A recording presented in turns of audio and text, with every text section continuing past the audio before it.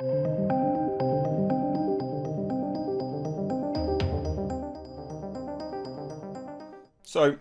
whenever I see a story like this, I'm torn. I'm torn between whether it's good or whether it's bad.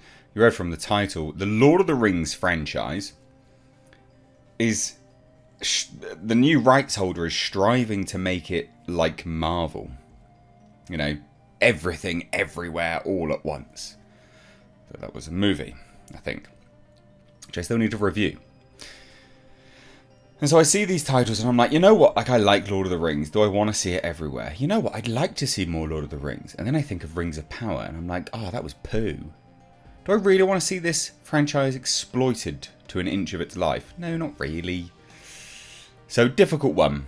Especially the new rights holders, and this is separate to the Rings of Power, just to sort of say that straight away. It is not the same as the Rings of Power. Completely different rights holders. In fact, Amazon Prime must be pissed because they obviously bought the rights to nothing and can't make anything aside from making stuff up. And then the rights for everything got sold off to the Embracer Group. So they're like, well, I'll make whatever I want. Ha ha ha. Even going so far as to say they'll do spin-offs of Gandalf movies and Gollum movies and all this kind of stuff. But again, like I say, not necessarily good news. We'll dive into this today because there's some interesting quotes and kind of want to get your opinion on it all. But I will say, just as an FYI, a bit of a PSA, I've been live streaming again every Tuesday and Thursday now. And they get uploaded on a separate channel and there's clips. So if you don't want to watch a 2-hour stream, which look, I don't watch 2-hour streams, so I don't blame you. I get it, you know, you guys don't want to watch them. So I've clipped certain topics and things which I think are funny or important or interesting. There's news that you'd probably want me to cover here that, you know, it can't really make it onto this channel for specific reasons. So it's covered over there. So it's linked in the description box. Check it out, subscribe, turn the bell notifications on, and let's turn that into a success because there's interesting conversations with very interesting people, from creators to filmmakers to industry professionals. So let's turn that into a success. Please do support it. It's in the description box. But let's check this out.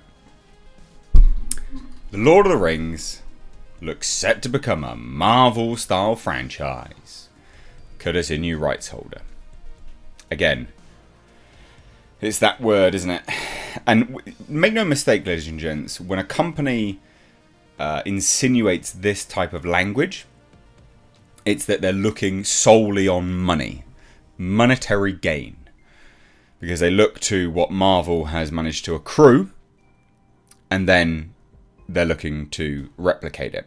This isn't an artistic vision. This is purely monetary. And this is where some of the concern comes in. Because, again, Marvel-style franchise. Okay, that just tells me, obviously, you're a business. You are just looking for money. I'm aware of that. But that's the first and foremost. Which, again, you know, I agree. But it should be at the behest of good stories. So let's check this out, right? So, again, very, very funnily, I've got to cover this. So shortly before the Rings of Power premiered on Prime, the Embracer Group announced that they had bought Middle-earth Enterprises. Now, that's the company. So basically, now that means that this company now holds the worldwide rights to motion pictures, video games, board games, merchandising, theme parks, and stage productions.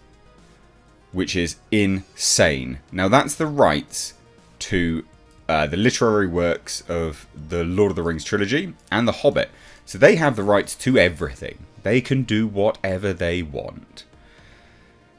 But the interesting part, primarily a video game company, because these guys, the Embracer Group are to do with Saints Row, and that being a complete bomb. So, again, doesn't bode massively well. But anyway, primarily a video game company. The press release announced the news in August, which I did a video on, and it teased possible plans for Gandalf, Aragorn, Gollum, Galadriel, Eowyn, and other characters, their own movies. Just bizarre, but never mind. But then they're really pushing it now, and this is where we start to go, that's a shame. So ACF Investment Bank CEO Thomas Day brokered the deal and was recently quoted as saying, "I think this asset has the ability to get to Marvel and Star Wars scale. Someone just needs to have the belief for this to be as ambitious as it could be. Not good. Not good. Now, obviously, this is an investment bank CEO that brokered the deal, but they have, they will have a sort of a stake in this in some regards. Now, Embracer also acquired Dark Horse Comics late last year as well, and they would go on to say the following: having 10,000 developers in the group means we are thinking about what we can do with the IP going forward, and this justifies value for us. And then we have a number of amazing opportunities to do Transmedia projects, and that's not part of the Alphabet Group. Calm down. We can empower creatives to succeed with their goals and their dreams. So, this doesn't tell us anything outside of the fact that we'd already heard that they were looking to do spin-off movies.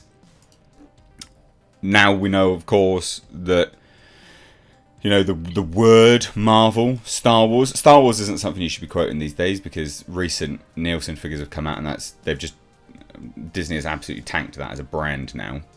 Unfortunately, it's kind of dead. But Marvel's still sort of going, but again, potentially their days are numbered with specifically making things to piss people off. So why would you even bother doing that? Surely just appeal to everyone. But anyway, when these words are being thrown around, yeah, good or bad? For me, personally, I'm looking at this, very blurry as well. I'm looking at this and I'm like, you know what? There's the possibility of this being good, but unfortunately, when those words are used, all I see now is a little man on a stool milking a cash cow. And that concerns me. And I'm sure, rightfully, it concerns some of you guys as well. So there you have it. There's the news. Marvel-style franchise. Lord of the Rings. Good or bad? I think this is bad news personally. If there's good things that come from it, yay. I'm all for that, because I like Lord of the Rings quite a lot. But it remains to be seen. Especially with everyone keeps denouncing individuals' literary works of the past. And sort of condemning them now retroactively. So, who knows? But there you have it. Leave your thoughts down below. Would love to hear any and all of your thoughts. Like I said, in the description box, Mr. H Reviews Live Archives is the channel. Please do check it out. You will enjoy it, I promise. Cheers, guys. Take care.